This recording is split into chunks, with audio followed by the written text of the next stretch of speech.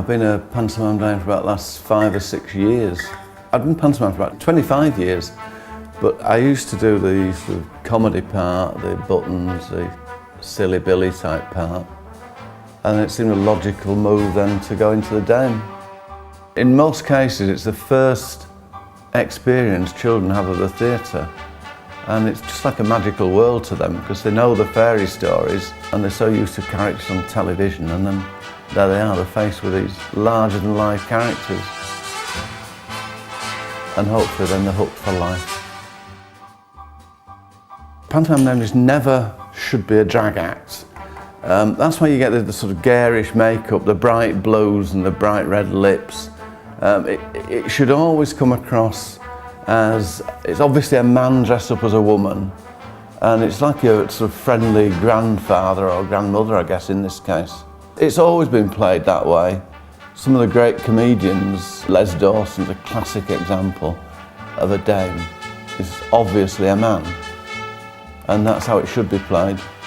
My own eyebrows have been taken out and painted on higher, so you've got exaggerated eyes, so you get the big movement of the eyebrows. It's a great character though, because you can interact really well with the audience, and it's a fine line with the comedy, of course. Got to keep it clean, but just enough to keep the adults interested. Now this is the worst bit. We're going to put the false eyelashes on now. It's painful to start with, and it just feels like you've got these strange big things on your eye. I don't know how women do it. See nice red and black ones to clash with the blue makeup. There's nothing glamorous about a pantomime dame. The costumes really have to fit in with the script of the play. Most of mine come from a costumer in Sheffield. And, you know, they need to be bright and bold, big colours. Just a gross exaggeration, really, of anything. You wouldn't be seen dead in most of it. Down here in the dressing room, it may look, you know, far too bright, but on stage, with the stage lighting, it does get toned down considerably. And what looks ridiculous here doesn't look quite as ridiculous on stage. It's not meant to look glamorous. I still get nervous before a production. And I think anybody who tells you differently is fooling themselves. Until you walk out on that stage, it seems to go away magically. All right, time for the lips. Again, pantomime dame's lips are quite traditional. Cupid's bow.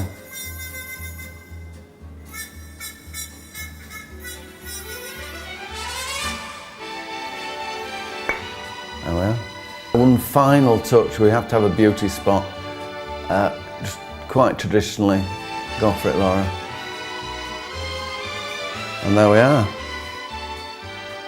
Okay, so now we've got the makeup on. The next thing to do is put the dress on, and of course the bra.